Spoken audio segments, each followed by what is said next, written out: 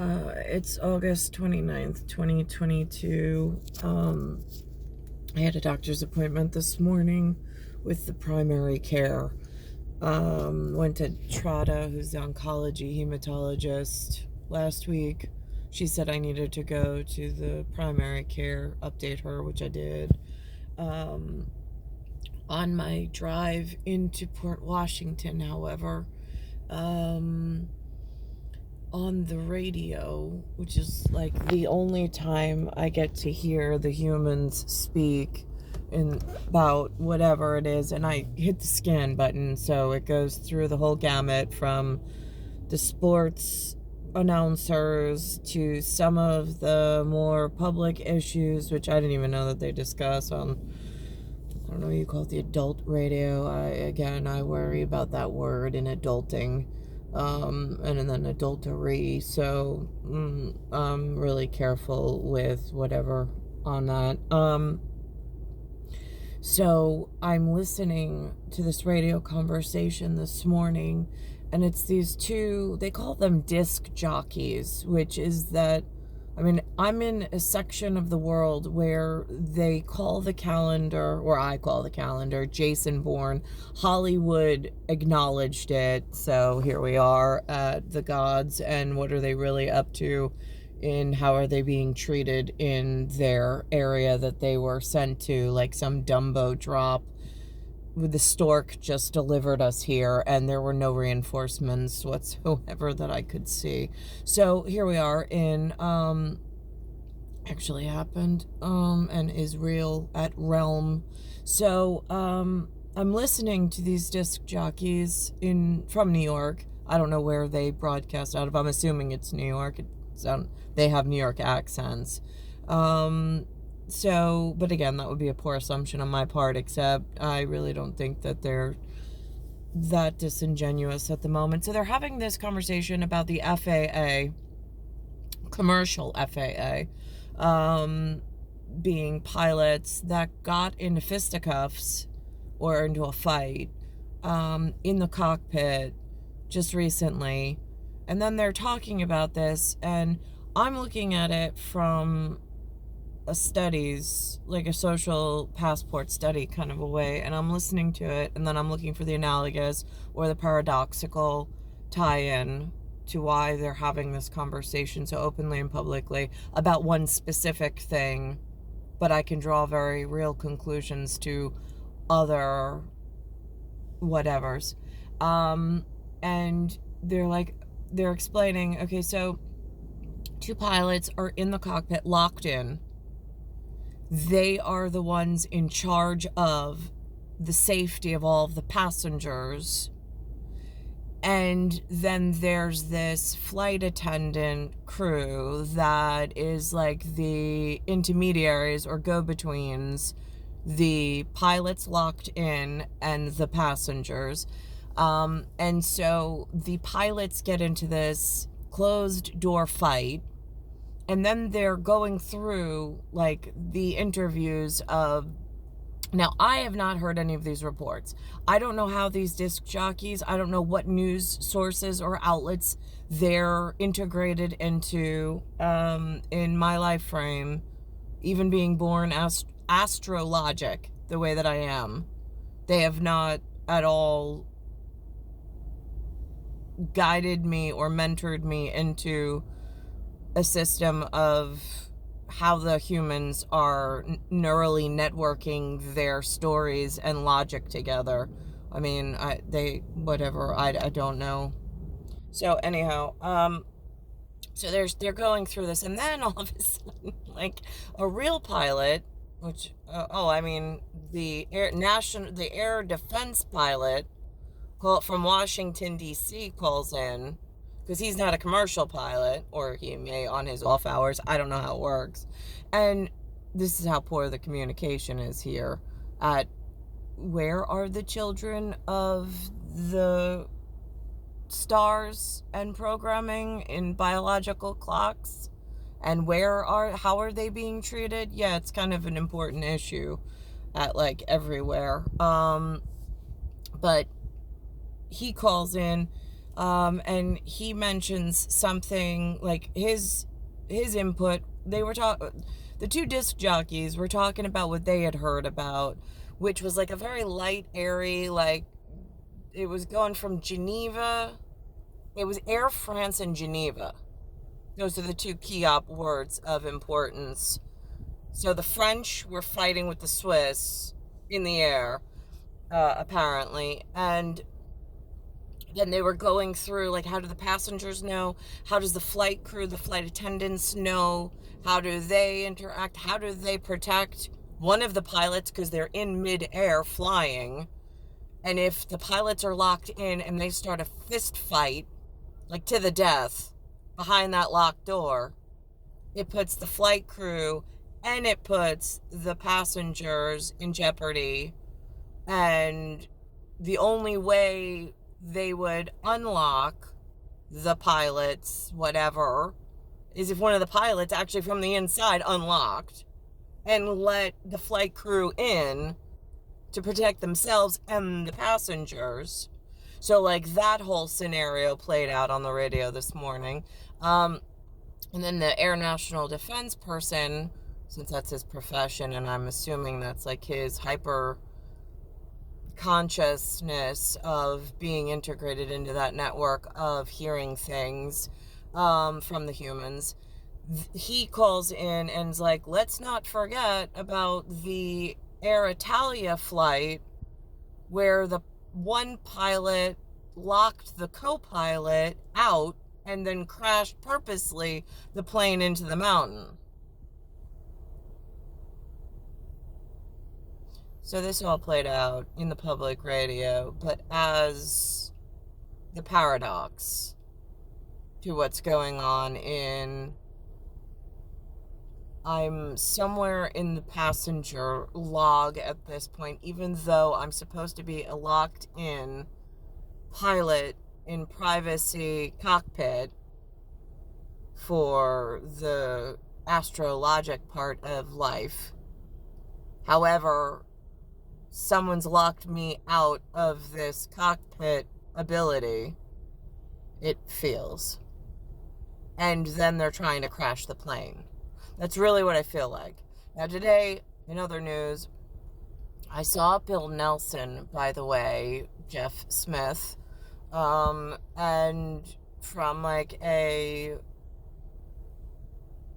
what killed the dinosaurs? Was it a meteorite? Nope. I'm thinking there's more to it. The IHS mentioned something about a bill, and he went into explaining about a bill, but he did not mention the bill of the Nelson type. He mentioned some other billing system the humans use in their falsified records that they're disseminating to the public.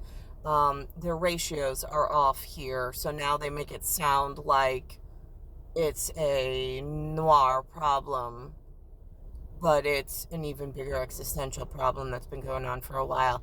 Has to do a lot with the human trafficking of air flight. And they were saying how loose the French regulations are on air passenger safety and like their air trafficking. I thought that was very interesting. I don't want to get into a French versus whatever else fight. I'll just stay Scandinavia on that. I mean, they usually say Swiss, but like I'll stay neutral, I'll stay Swiss, but I'm like holding a wiffle ball here. It looks like Swiss cheese, so it gets a little confusing. So they canceled this test flight today. NASA did anyhow. Said something about fuel leak. And they also mentioned on the television that when Apollo was going up into space, when the world wasn't as broken as it is now, when I say my favorite line of all mankind, the only one I've ever really heard of is Houston, we have a problem. At that time, the entire NASA floor was mostly Caucasian?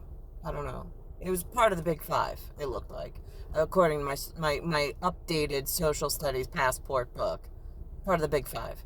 Um, that the Federalist, the Democrat, and the Republican can agree on, and we have paintings of our historical prominence, or providential in this area of intelligence. So there's that. And then they updated that this new mission that they want to do with going to the moon now, all of the shoulders that paved the way for that amazing occurrence to happen no longer exists. It's now somebody else's country who has invaded the Houston room at NASA and will be performing all of these really amazing astronaut-like functions. Whereas I would have loved to have been an astronaut. I think I would have actually been a really great one. And I would, as a goddess, I would have been so blessed to have been able to meet someone like a Bill Nelson, which is the name that they put under him. I don't know if he has like a more formal title. Again, I'm not going by Lord as or whatever, but here we are. So it would have been amazing to have studied underneath or even been on that trajectory for adulthood. But for some reason, they left me in the field being beaten, abused, mutilated, and so on and so forth, which is very concerning. I just don't know where the adults that actually are the stoic, like, berserkers or stoic valors actually come in to my defense. So that gets really confusing. Trying not to play the victim and trying to play the, I'm okay, I'm all right, I know you've got a lot on your plate, but like, and then where do I actually help? So, or where am I needed? So at this point, it just feels like they want me to feel like I'm not needed. So that's that. And that's what's been going on in the New York airwaves, not just on the radio, but on the visual coptic of the television at the moment. I myself went back to the doctor. She couldn't understand why the hospital prescribed an antibiotic, where the anemia came from. I said parasite. She completely ignored me as if I was crazy. And I'm thinking to myself, I'm like, do you all not study? Like, and she's a DO. I don't know what the difference between DO and MD is. The humans, they still can't give me straight answers. But then again, I'm at a DO that's telling me that parasites are not like a possibility. I'm like, the iron was removed from the blood cells I did have, and my volume was extremely low. And the life cycle of a parasite, at least in malaria, is they infest the red blood cells and they maturate and rob the iron from the inside of the cell. And they have a 120-day maturation. Matches the blood, like the erythrocytes, like life pattern. So I'm a little confused how there's a DO on staff, and there's also MDs that I've encountered that don't even think about this. And I'm like, do you know how many parasitic countries are infesting New York City, where if it's a mosquito and it goes and rests on somebody who has a hidden parasite and then floats over to my blood type and starts sucking on me? I mean, like, that's how transmission works in malaria. Why is it that the doctors are not putting these two and two together? I mean, it's really confusing. And I'm just like, this is the level of public is trying to inform the medical professional who should have some interconnection with this public health system and national crisis system. But I don't even know if the messages are getting through, because I'm getting stopped at the doctor and the doctor's making me feel like I'm crazy. And I'm like, I actually went to like minimal school because I don't trust you folks. And the minimal school in informed me that it's possible. Like, you go to Africa, you might get malaria. There's some kind of something you get that whatever, and I don't know what their protocol is because I haven't had to study it because I didn't travel there. But what they did tell me was that if people there come here, I mean, it is not that far of a reach for logic to think that it could be. And they come out, they don't say it's malaria, but they say it's West Nile virus. So are they just giving me a different name because now that it's here? I mean, again, it gets really, I mean, I don't have genetic sequencing on the viral, like, or the parasite or the communicable disease because I'm not, again, inside the cockpit with that level of pilot information. They've got me, like, locked. I feel like I'm in the cargo bay. I mean, like, I don't even feel like I'm near the passenger manifesto. I feel like I'm in the cargo bay. And I'm like, how the hell did I get here?